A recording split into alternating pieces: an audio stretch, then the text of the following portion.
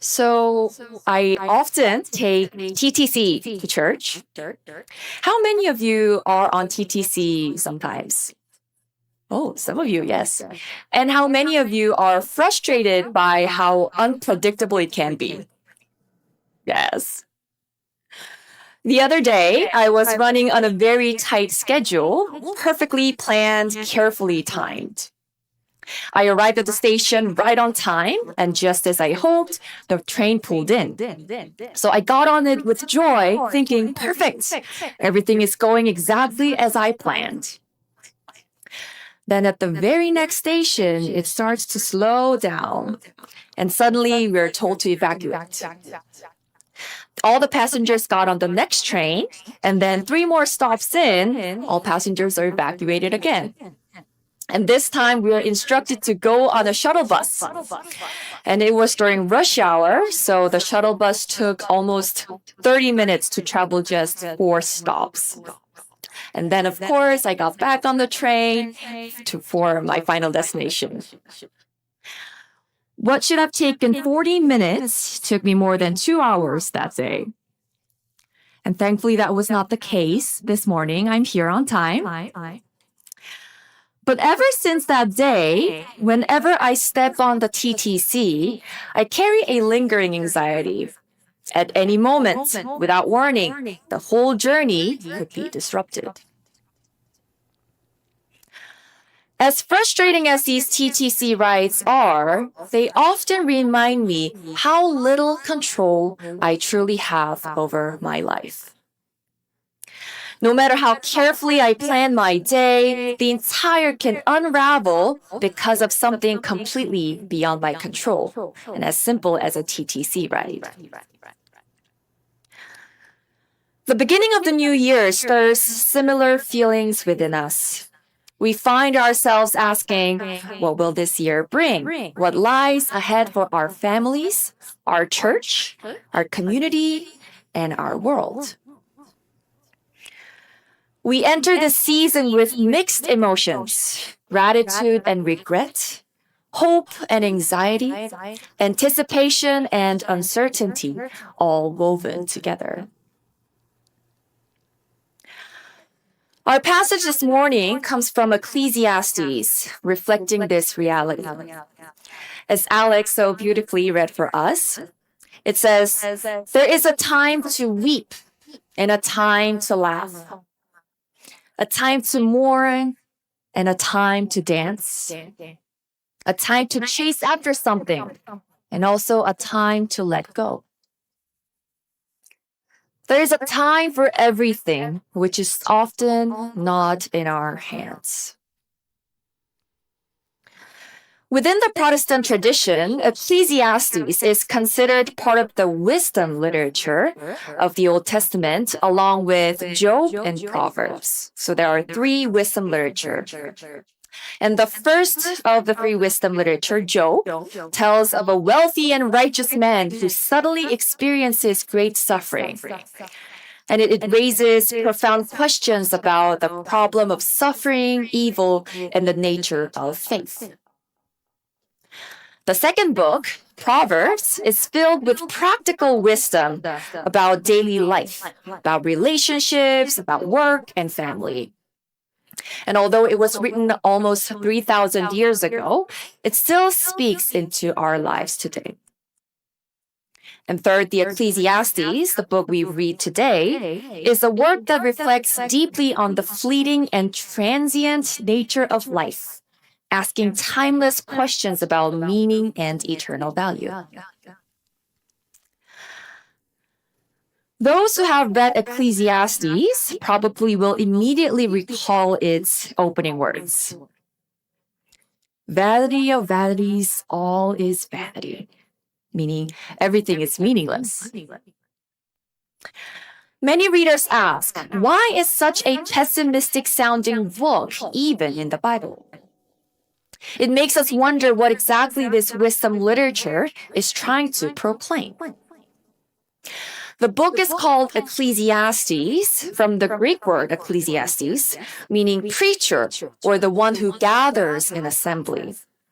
It translates the Hebrew word HyeLim, the name the author of this book gives himself. And he introduces himself as the son of David, the king in Jerusalem, speaking as a teacher and a preacher. And according to Jewish tradition, the author may have been King Solomon in his late years. While scholars debate his exact identity, what is clear is that the author speaks as someone who has experienced everything the world has to offer. Wealth, power, wisdom, pleasure. And yet, he concludes that all of it is fleeting. Saint Jerome, who translated the Bible in Latin, understood Ecclesiastes as a call to renunciation, a reminder that earthly pursuits do not last.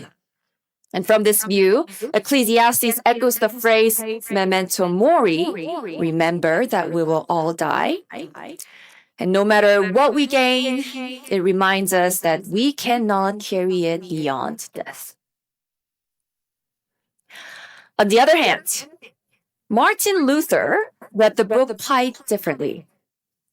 For him, Ecclesiastes was not about renunciation, but more about strong affirmation of daily life.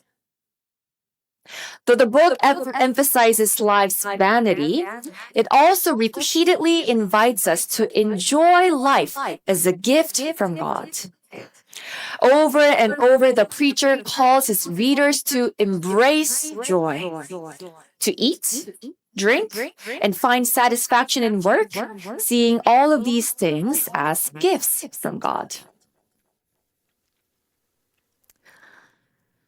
Human beings, all of us, we constantly strive for control. We try to chase wealth, honor, and power, thinking we need all of them.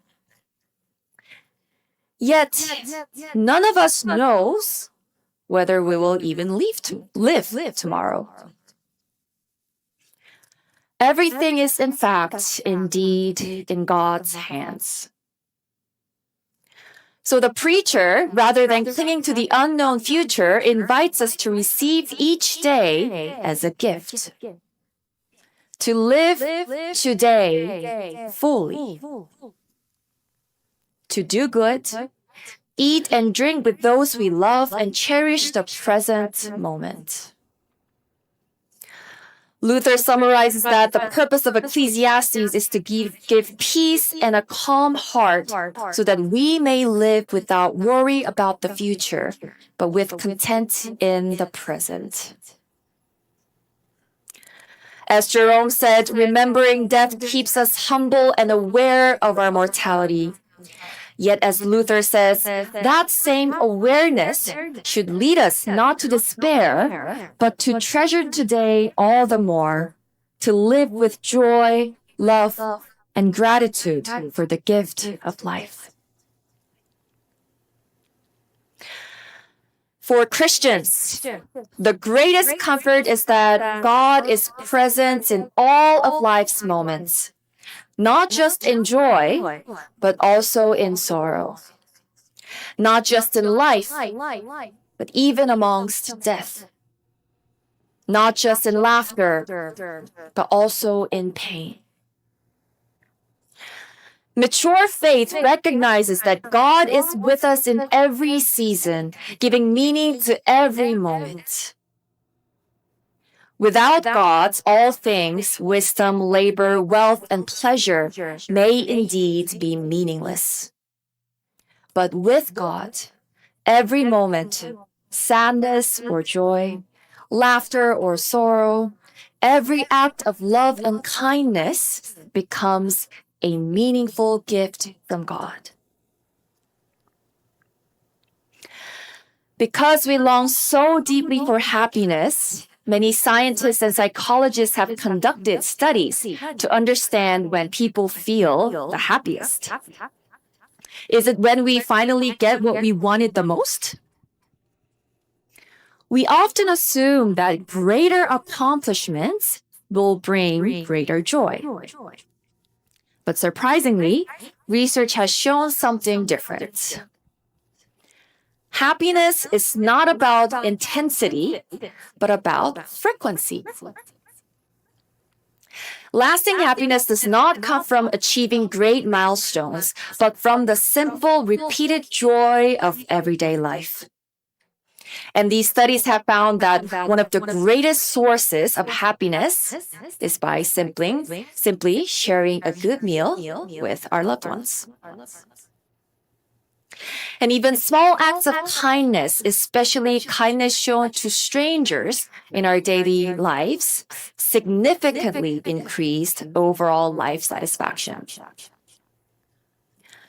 The more often people shared meals with loved ones and extended small kindness in daily life, the greater their sense of well-being became.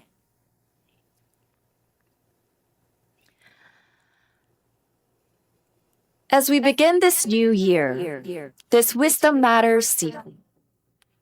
Many of us feel pressure to plan perfectly, to set goals, to control outcomes. But Ecclesiastes gently reminds us to loosen our grip. There are things that we can strive for and do our best in, and we will do it. But ultimately, the future is not ours to control. What we are given is today. This breath, this moment, this chance to love God and one another. On this Epiphany Sunday, celebrating the revelation of Christ to the world, we are reminded once again how little control we truly have and how much we are invited to trust. Epiphany is season of revelation, and it reminds us that God's light appears not when everything is clear and predictable, but often when the way forward is dark and uncertain. The wise ones followed a star, not a detailed map, not a guaranteed plan, but a light given by God. And they did not know the entire journey. They simply followed the lights they were given. So, beloved St. James United Church family, as we enter this new year and walk in the light of Epiphany, let us remember this. The meaning of life is not found in perfect plans or distant achievements. It is found in today, in the small light that God shows us today, in sharing small joys, offering small kindness, and extending acts of love. May God grant us calm hearts for the new year, eyes open to the light God reveals, and trust to follow it one step at a time. As we enter the new year, may we learn to hold each other day gratefully. Because life has an end, each day is precious. And may we receive each day as God's gift, trusting that the God who holds time itself also holds us. May it be so. Amen.